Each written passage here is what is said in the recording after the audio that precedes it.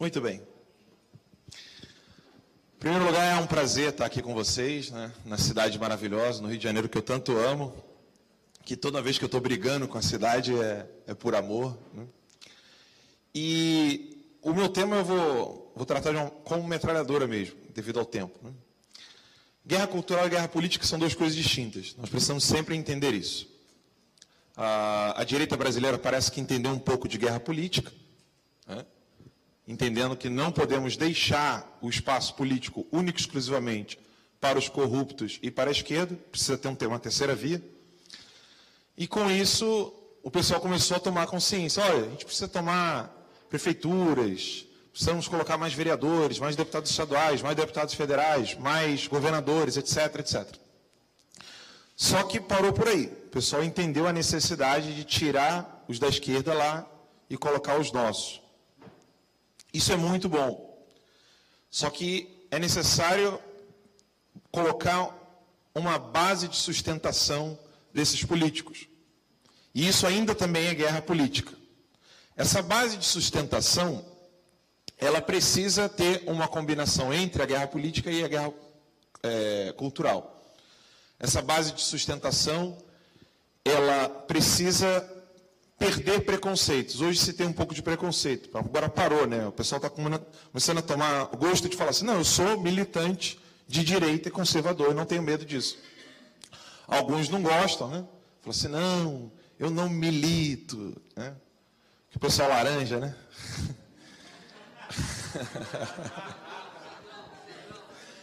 Aí, não, é necessário ter essa militância política. E aqui eu digo que nós estamos engatinhando. Em 1921, tem um texto de 1921, que é a estrutura, os métodos e a ação do Partido Comunista da Terceira Internacional, que foi feita lá em Moscou, na antiga União Soviética. E logo no início desse texto, a estrutura, os métodos e a ação dos partidos comunistas, lá no iniciozinho ele já começa dizendo, já começam dizendo que não se pode buscar uma estrutura imutável. E que ela não pode ter uma estrutura que não seja adaptável para os diferentes países. Então, os comunistas, eles colocam como meta um objetivo universal, nunca nacional. É sempre um objetivo de poder universal. É próprio da mentalidade revolucionária não ter algo para mudar aqui e agora, é sempre o todo. A mentalidade revolucionária, por que a mentalidade revolucionária ela tem essa ambição de mudar o todo? Porque as coisas boas também são feitas para mudar o todo. Nosso mesmo não falou, de pregar o evangelho a todas as nações? E o mais incrível é que os comunistas entendem que não pode ter uma forma imutável. Quem é cristão sabe, a tretazinha entre Paulo e Tiago. Vai circuncidar, não vai circuncidar? Né? E, com o tempo, cada vez mais o cristianismo compreendeu a sua missão universal. Então, você vai ter uma oposição à mentalidade revolucionária, por exemplo, no Japão, muito distinta da nossa. Nos Estados Unidos, muito distinta da nossa. Na Inglaterra, mais distinta ainda, né? Porque, ladies and gentlemen, é sempre, né? Aquela coisa, obrigado a todos. Né? É o britânico, não adianta. Ele não pode ser diferente, senão ele não é britânico. E o brasileiro é brasileiro, nós é nós, entendeu? É assim. E essa identidade nacional, ela está muito preconizada nos bons políticos, que são autênticos, não fingem, etc. Por quê? Porque os comunistas sabiam utilizar isso de modo artificial. Aí você fala assim, como assim artificial? A frase do Mao Tse Tung, que está no artigo do Eder Sader, que foi da LN, foi do MIR chileno, depois ele foi para a França, voltou aqui quando os militares permitiram o retorno desses comunistas.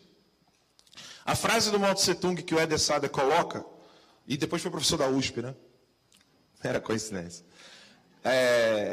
E ele diz o seguinte: o comunismo é o marxismo internacionalista. Entretanto, o marxismo precisa ter identidades nacionais para assumir o poder, para tomar o poder. O que significa isso? Você não tem como chegar... isso foi a sutileza de Mao Tse Tung, tá? Você não tem como chegar nos Estados Unidos da América colocando uma bandeira vermelha dizendo que você é marxista. Mao Tse Tung ensinou que você precisava usar a bandeira dos Estados Unidos para defender os Estados Unidos com os interesses que você tem de ser comunista. Essa grande diferença, Stalin não tinha entendido muito bem isso, Mao Tse Tung conseguiu, por isso Mao matou mais do que Stalin. Porque ele conseguiu entender mais os avanços da mentalidade revolucionária marxista. E aí aqui no Brasil, você encontra esses comunistas defendendo, aspas, né, com muitas aspas, os interesses nacionais. Tipo Petrobras. Petrobras é nossa. Quem que não ouviu essa frase? A Petrobras nunca foi nossa. Nunca, desde que nasceu. Ontem o Paulo Guedes deu uma aula maravilhosa no BNDES. Eu tive uma reunião com o presidente Gustavo Montesano, assisti a palestra do Paulo Guedes, da querida Damares. E na economia é muito fácil entender por que deu errado. Mas é necessário entender a questão ideológica. E os marxistas, eles sabem disso. Eles sabem que você só pode ter contato profundo com alguém assumindo a mesma identidade dessa pessoa. Quem fez isso de modo magistral na história da humanidade? Nosso Senhor Jesus Cristo. Ele não poderia falar com o hebreu com o olhinho rasgado. Ele não poderia dizer assim: sou da descendência de Abraão, sou da descendência de Davi, cabelo lisinho, olhinho rasgado. Não tinha como, ele tinha que assumir a identidade do povo hebreu. Na política, é impossível você conseguir conquistar o coração de alguém sem assumir a mesma identidade que essa pessoa. Por isso nós precisamos ter políticos que atuam em áreas distintas. Porque não adianta você querer, na guerra política, você querer falar com um bilionário, querendo que o bilionário comporte-se como eu, que sou de Morro Agudo, Baixada Fluminense. Entendeu? Que fala, vamos lá, bora, entendeu? Não dá. Que pega Japeri. Da mesma maneira, você não tem como falar com um cara de Japeri, de Morro Agudo, lá da minha terrinha lá, Comendador Soares, virando para ele como você vai conversar com um bilionário, né? Quase britânico, né? Chazinho. É legal festa bilionário, né? Vou contar uma coisa rapidinho para vocês, é muito engraçado. Quando eu fui da Toca de Assis, cuidar de moradores de rua, uma vez nós fomos convidados para ir para a casa da doutora Cela Prata, que é uma pessoa maravilhosa, que eu tenho tanto carinho lá no Hospital do Câncer de Barretos. E na Toca de Assis, nós cuidávamos de moradores de rua, voto de pobreza e tal. Falei, pô, hoje a gente vai comer alguma coisa legal, né? Aí chegamos lá, aquele chazinho de hortelã com limão, aqueles biscoitinhos pequenininhos, com muito carinho que a doutora Cela Prata fez para nós. Mas aí no sábado seguinte, era num bairro de periferia de Barretos, que era cachorro quente, Coca-Cola, batata. É por isso que eles são bilionários, eles sabem gastar pouco. Isso eu aprendi com o Flávio Augusto. O bilionário gasta pouco, né? Mas essa identidade, ela precisa ser respeitada, inclusive nas esferas da própria sociedade. E é necessário ter militância em todas essas esferas. Os comunistas sabem disso em detalhes. Em detalhes. Todas as atuações. Só que para você conseguir chegar a uma conclusão como essa, para você alcançar esse tipo de análise, passa pela linguagem. Passa pela linguagem. Todo mundo riu, óbvio, eu também, né? Quando eu perguntei sem nenhuma intenção de humilhar o deputado, Davi Miranda. Perguntei, qual é o sujeito da frase? Hã? E ele não sabia. Mas não foi por intencional, assim, no sentido de humilhar, etc. Sabe quando você pergunta para alguém assim, qual é o sujeito? Então, agora está aí a resposta. Era isso que eu queria dizer. Só que isso é um ícone do que nós estamos vivendo hoje na política. Porque a política ela começa fora, uma guerra cultural. Aí agora eu vou dar uma pausa aqui sobre o que nós estamos falando sobre militância de guerra política e vamos para a guerra cultural. Na guerra cultural, nós não estamos perdendo, nós estamos sendo atropelados. Por completo. Por completo. No jornalismo, nas universidades, nas artes. E não estamos sendo atropelados apenas porque não temos meios. Eu não vou dizer onde, mas uma reitora de uma universidade virou para mim e falou assim, quem você indicar eu contrato. Quando eu fiz a lista, não deu 10. Não temos quadros na guerra cultural. Não temos. Eu vou falar uma coisa que eu nunca disse publicamente. Quando o Estadão me atacou, um grupo de empresários virou para mim e falou assim, a gente pode conversar com outros empresários aqui, a gente pode comprar o Estadão para você. Eu liguei para várias pessoas muito competentes em todo o Brasil e quando eu fiz a lista deu 15. Falei, valeu, obrigado, não, fica para a próxima. Não temos quadros.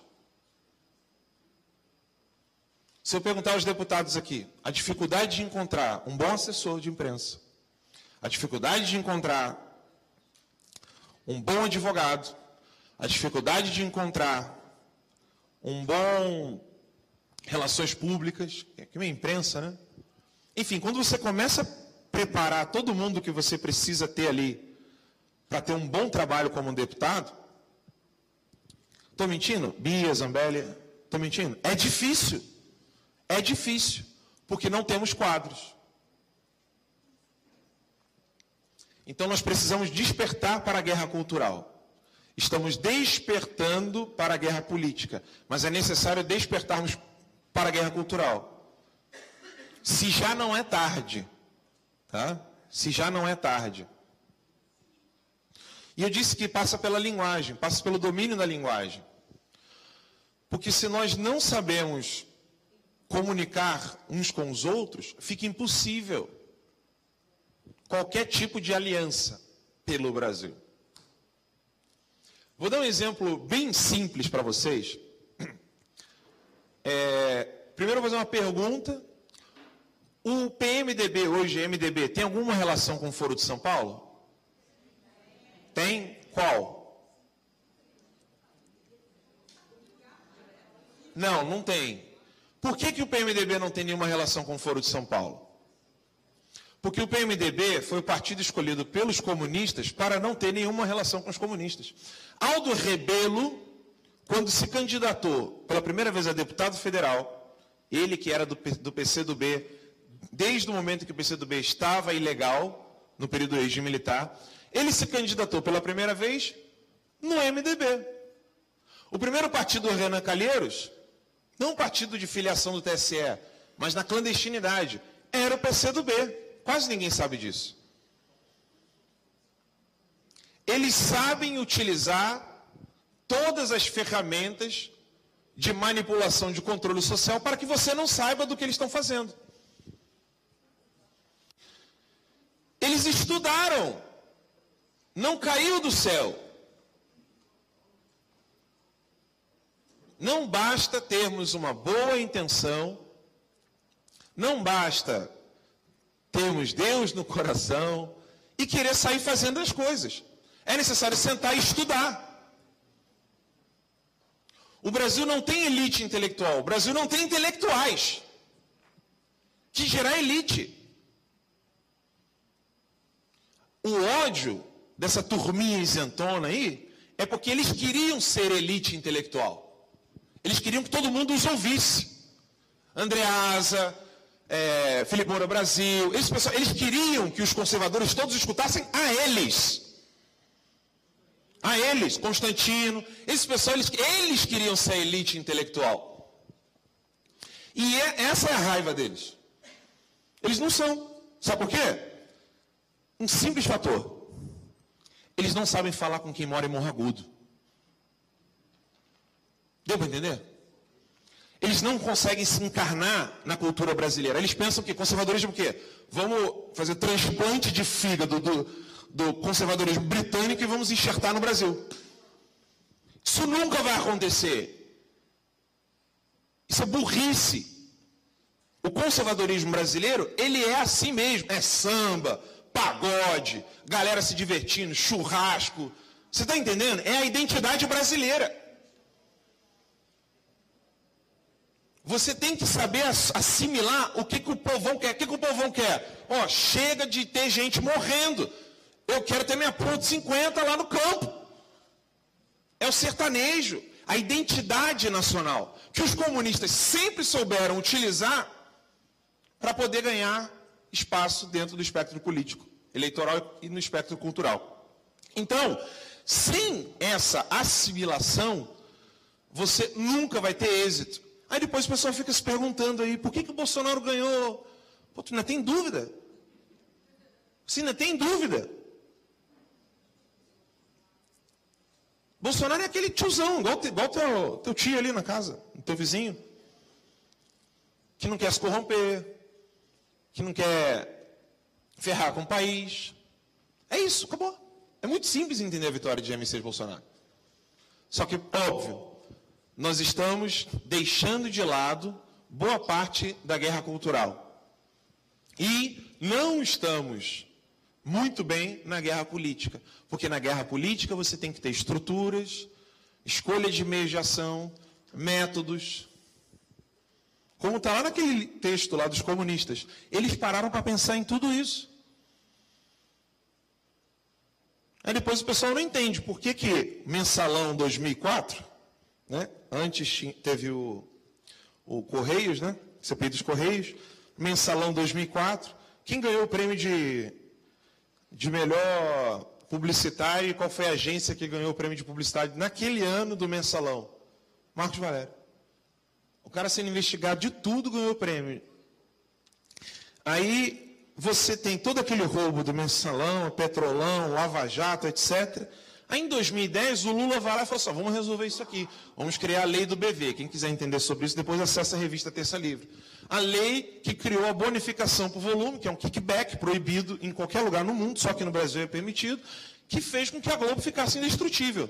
Aí em 2012 foi fácil para o Lula. Coloca a mãe do Eduardo Campos para ser presidente do TCU e ela vai usar a lei de 2010 para salvar todo mundo no Mensalão de 2004. A Bia, que é jurista, pode me corrigir. Você sabe qual o lugar do mundo que uma lei foi e retroagiu para favorecer alguém? A Alemanha nazista. Depois dela, o Brasil do PT. Olha que legal. Olha onde nós estamos. Mas isso não se consegue com pão e mortadela. Está na hora de entender que existem alguns inimigos da esquerda que estão intocáveis. É legal ficar zombando daquela menininha que raspa o cabelo aqui, pinta de laranja, bota o cabelo debaixo do braço, bota a calça assim, vai ficar maconha. Né? É legal rir dessa esquerda? É. Mas existe uma outra esquerda intelectual que sabe encontrar o sujeito. E que não é Davi Miranda. Aí não adianta colocar o deputado na cova dos leões lá, quando o cara é assessorado por trocentas pessoas que sabem muito bem como criar inúmeras leis e inúmeras comissões para poder atrapalhar o trabalho da direita. Não dá. Nós precisamos despertar para essa guerra cultural. E não é brincadeira. Tem que sentar e tem que estudar. Não podemos dormir. Opa! É isso que eu quero fazer com a esquerda. Não podemos dormir. Não podemos cochilar. Eu digo uma coisa para vocês. Na direita ainda não tem eventos a portas fechadas, como todo mundo vive narrando, né? Falta. Falta ter evento às portas fechadas. Não tem. É bom ter evento assim? Ótimo. Mas também é necessário ter eventos a portas fechadas. Com lideranças de todo o Brasil, lideranças intelectuais, lideranças da guerra cultural. Nós não temos. E se continuarmos desse jeito, nós temos sim uma grande oportunidade de perder tudo que estamos conquistando agora. Desculpa parecer um pouco pessimista, mas isso é o realismo. Tem muita coisa boa acontecendo. Mas aqui, entre nós, eu preciso dizer do número de coisas boas que ainda podemos alcançar se despertarmos a tempo. É necessário. Se conseguirmos fazer essa estrutura de guerra cultural clara, organizada, estruturada, porque eles vivem dizendo que nós estamos estruturados, né? Já mudou o chefe do gabinete do ódio? Que toda semana muda.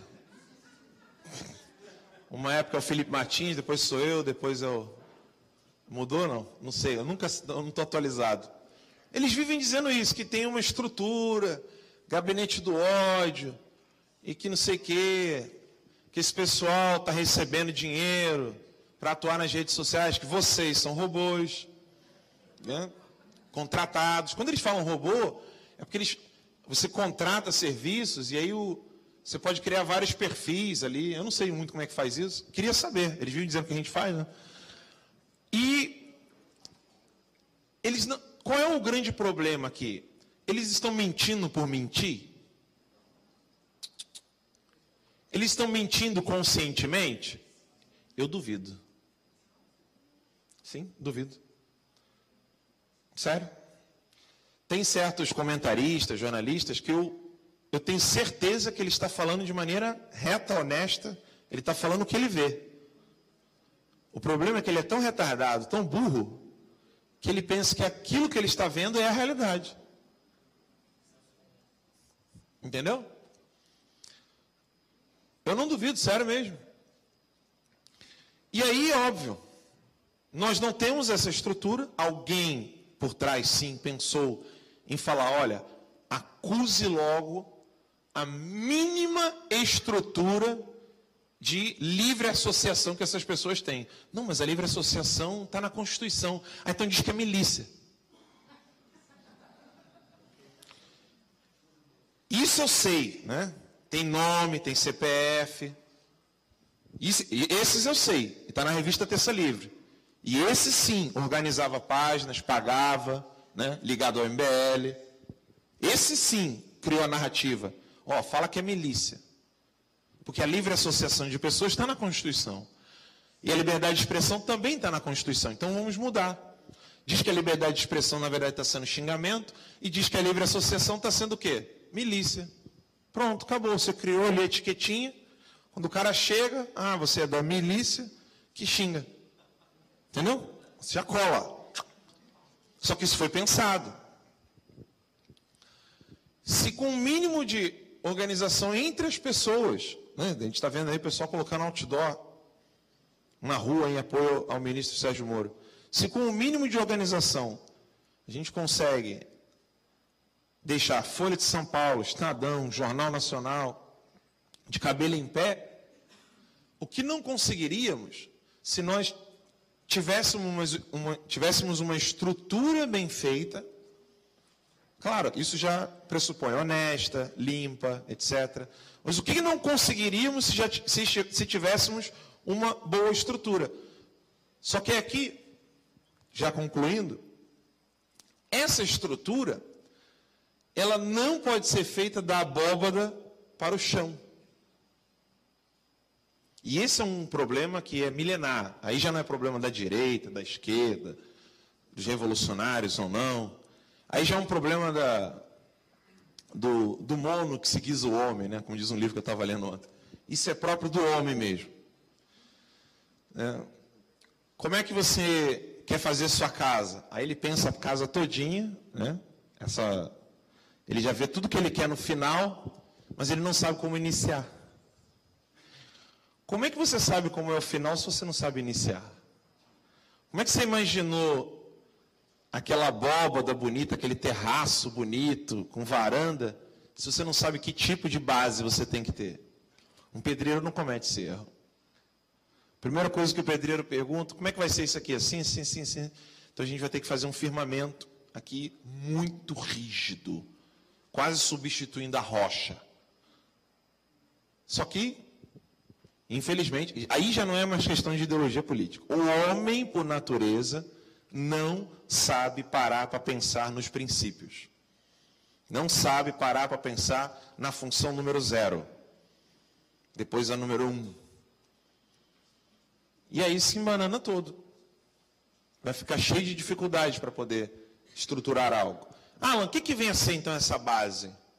Ela é muito mais simples e muito mais prática do que criar partidos políticos.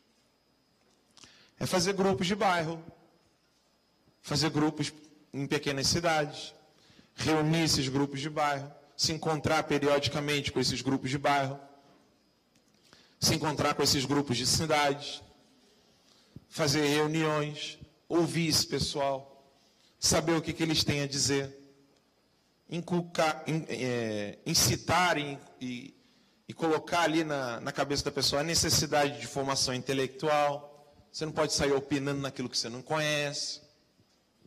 Separar o palpiteiro do analista, já na base. O que você leu sobre isso? Nada. Então, depois você comenta. Depois você opina. Eu nunca vi, sério mesmo, eu nunca vi alguém chegar numa mesa de cirurgia e falar assim para o doutor, não, tira a mão daí. É outro bisturi. Eu nunca vi isso. Você já viu? Já viu alguém fazer isso? Não, tira a mão daí, doutor. O médico lá com... Por quê? Não, é o outro bisturi. Mas quem é você? Eu sou João. Ô, seu João, desculpa, mas o senhor é médico? Não. Cirurgião? Não. Você já leu alguma coisa de medicina? Não. Você sabe alguma coisa do corpo humano, anatomia? Onde estão as veias? Você conhece um pouco de tecido, músculo? Não. Você conhece de pele? Não. E por que você está querendo que eu quero outro? Ah, tem que ser assim. Eu nunca vi isso na minha vida. Só que na política isso acontece. O cara não conhece o tecido social, o cara não conhece o músculo social, ele não sabe o que faz, o que constitui um grupo de pessoas, e ele já sabe como é que esse grupo tem que ser organizado, para onde ele tem que ir. Isso é tudo. Olha que incrível. É o palpiteiro. Então é um ato de caridade virar palpiteiro e falar assim, cala a boca. Fica quieto. Vai para o teu lugar. E isso tem que surgir da base. Ainda dá tempo. Nós temos que criar vários pequenos grupos, dialogar, entender as diferenças dos grupos, não querer que todo mundo seja um grupo só. Isso é fundamental. Porque, como eu disse, quando o Aldo Rebelo se candidatou, ele foi para o MDB. Ele é uma das cabeças centrais do PCdoB, e hoje ele está em qual partido? Vocês sabem? Aldo Rebelo? Sabe? Solidariedade. O que tem a ver com a coisa que eu estou... Entende? O Requião no MDB.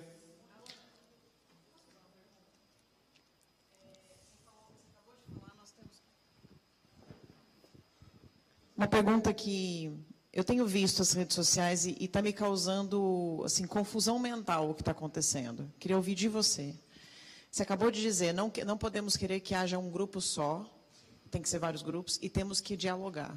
Então, por que a briga com o Nando Moura, com o Felipe Moura Brasil, com o André Guedes? Por que brigar? Por que não chamar essas pessoas no privado e dialogar? Você não acha que seria mais proveitoso para a direita? Não chamar? Chamar para dialogar. Não, eu estou vendo a briga pública de vocês, eu queria entender se tem como a gente resolver isso. Então, chamar para conversar. Eu fiz isso. O Nando Moura me gravou no telefone quando eu estava com meu filho no colo. E aí? Não, ele gravou e publicou a conversa que agradava o trecho dele. E publicou a conversa que ele gravou comigo no telefone, quando eu estava com meu filho no colo. E ele gritando. Essa pergunta é interessante porque Felipe Moura Brasil entrou no carro do Flávio Bolsonaro para ir aqui na Barra, na casa do Jair. Nós estávamos lá. Sempre recebeu benefícios para poder dar entrevistas. Do que ele me acusa? De receber benefícios para dar entrevista. Eu tenho gravado o Felipe Moura Brasil tentando gravar com o presidente Bolsonaro antecipadamente que ele ganhou como presidente. Aí o Jair não gostou. Eu tenho um vídeo aqui, te passo. Aí o Jair, não, vamos esperar.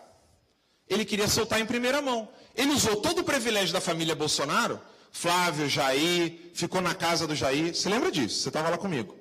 A Bia aqui. Ele usou tudo isso e me acusa. Ele me acusa de receber esse benefício. Tirou foto na minha varanda, quando eu estava com meu filhinho tomando café da manhã. Foi investigar a placa do meu carro como se fosse criminoso. Mas nunca investiga o chefe dele, o Tutinha, que tem investigação no Ministério Público Federal por lavagem de dinheiro. Entende? Então, esse pessoal, eles estão querendo ganhar um protagonismo que quem ganhou foi o toscão do Jair. Eles não admitem isso. Eles não admitem que um tiozão como o Jair é uma liderança política. Entendeu? E aí... Sim.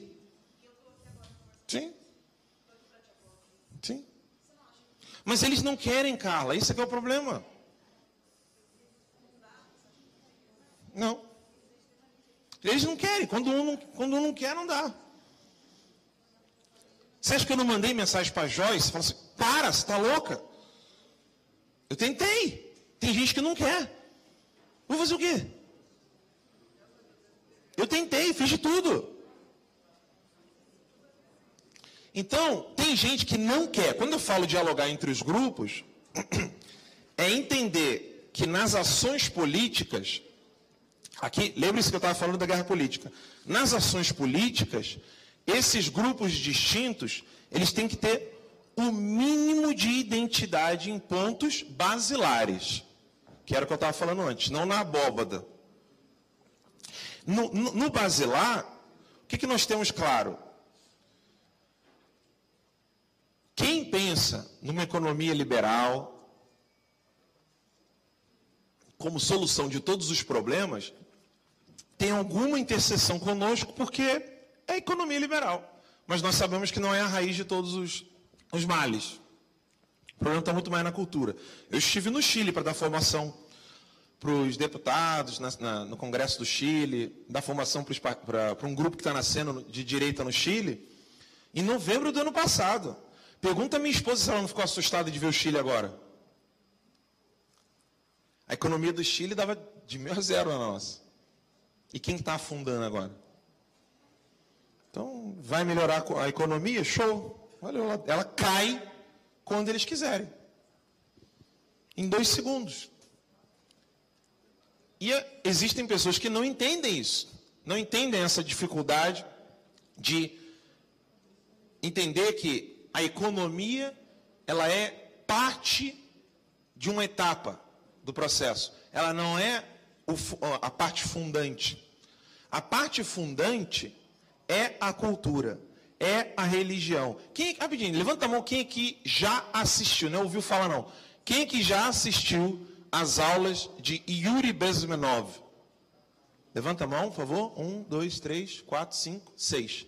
Assista, dever de casa. Eu não vou ficar feliz com aplauso. Eu vou ficar feliz se amanhã vocês comentarem no Twitter, Facebook, que vocês assistiram às aulas do Yuri Bezmenov. Elas estão legendadas em português. Ele é um ex-agente da KGB que conta como cria-se... Como você se cria? Tá. Então tem no YouTube. Você bota lá, Yuri Bezmenov. Começa com Y, né? Yuri Bezmenov. As aulas do Yuri Bezmenov explicam qual é o princípio fundante de uma organização de um povo. e explica como que a esquerda sabe utilizar da diferença de certos grupos, que é natural que exista dentro de uma sociedade, para criar caos. Yuri Bezmenov. Então, se eles sabem bem o que está como pano de fundo da estrutura social, nós temos o dever de saber também. Senão nós seremos manipulados por eles. Por que tantos católicos evangélicos foram iludidos pelo socialismo? Mesmo sabendo que o comunismo, o socialismo, matou milhões e milhões e milhões de pessoas, exatamente porque eram cristãs. Por quê? Porque eles sabem da importância da religião. Eles foram lá, pintaram um negócio bonitinho, né? Teologia da missão integral, teologia da libertação, o amor ao pobre, porque Jesus ensinou a cuidar dos mais sofridos, e vocês só estão falando para rico, e que não sei o quê, blá, blá, blá. Foram criando essa narrativazinha para poder se infiltrar e dominar. E aí, quando você menos perceber, você tem vários cristãos católicos, evangélicos, espíritas, caminhando, empurrando, né, toda a mudança social dos comunistas. Não podemos permitir isso. É necessário atuarmos nesta guerra, tanto cultural quanto política. Meu tempo está estourando, estou aqui com um cronômetrozinho. Só uma coisinha clara. Quando eu disse o problema está na linguagem, isso explica muito bem o que eu acabei de falar aqui para a Carlinha. Quando se fala guerra cultural, é guerra, guerra mesmo, guerra, guerra, guerra. Sabe o que é guerra? Conflito, sangue. É guerra, só que ela é cultural. Entendeu? Como? Ah, sim. Não, aqui eu estou falando da palavra guerra. É guerra, é conflito, é combate. É porrada aqui, porrada lá. Guerra é guerra. Guerra cultural e guerra política é guerra. Você não tem como olhar para um membro do PCdoB, do PT, e ver ali um representante de um grupo democrático. Não é. Pode ser que acidentalmente aquela pessoa ali seja não tão fiel assim a Mao Tse Tung, a Stalin. Mas o grupo a qual ela representa é. E guerra é guerra. Não tem como. Guerra você não pode permitir espião, você não pode permitir quem grave, você não pode permitir quem trai. Guerra é guerra. Porque sem essa compreensão de guerra, sabe o que acontece com a gente? Uma pergunta bem clara. Sabe o que acontece com a gente quando você não entende que estamos numa guerra? Você é trucidado, porque para ele é guerra. Então,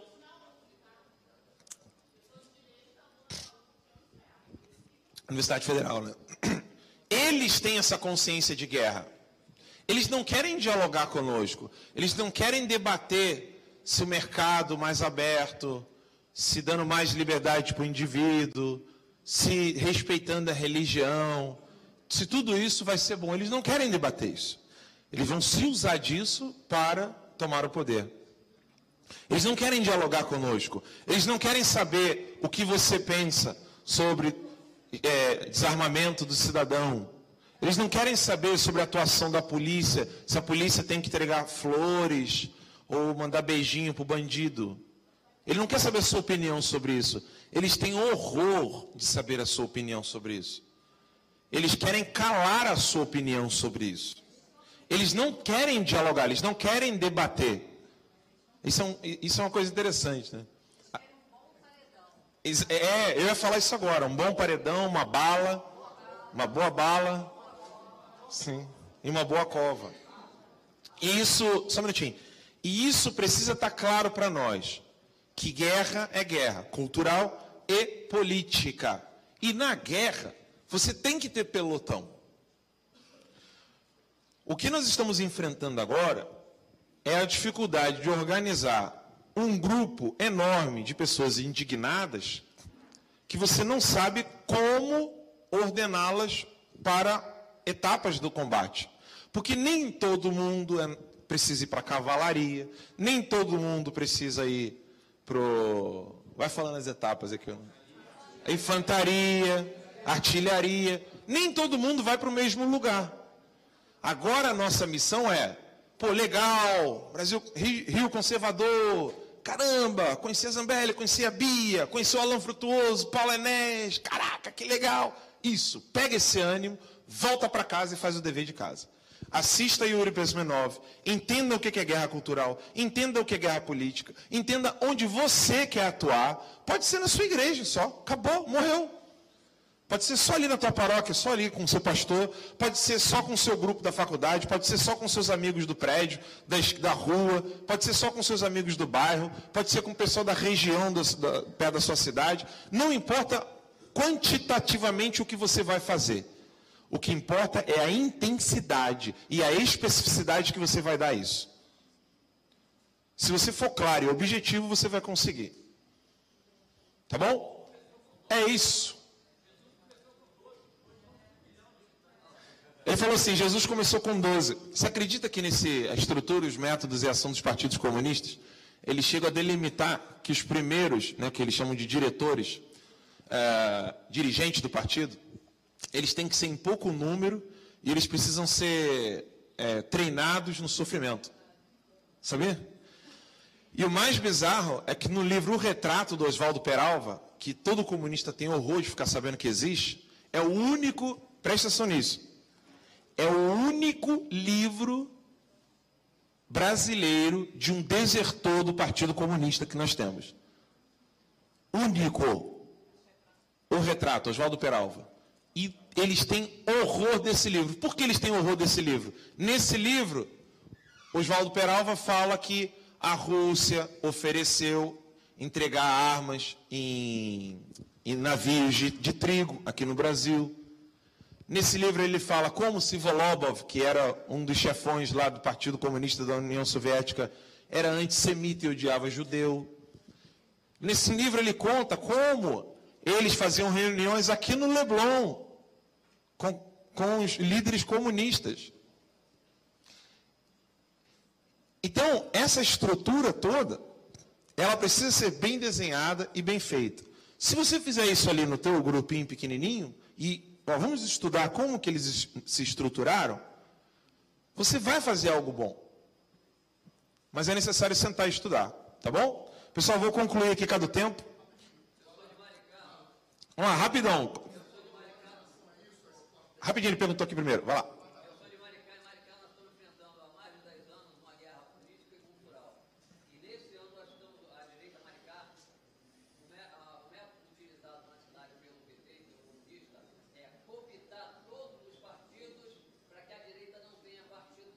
Sim. É exatamente isso do MDB, como eu falei. Eles sempre fazem isso.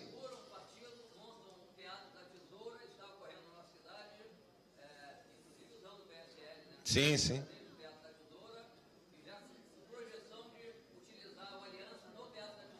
Sim.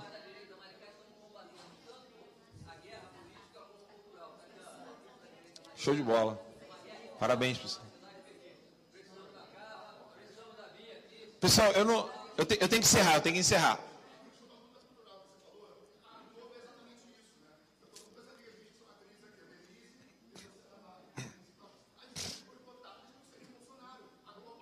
Sim. Imagina, você falou da Globo aí, né? Eu não posso nem falar o nome do roteirista, que é meu amigão, que não está conseguindo dar um passo na Globo, porque todo mundo sabe que ele é pró-Bolsonaro, né? Exato. É isso aí, pessoal. Muito obrigado. Deus abençoe a todos. Tchau.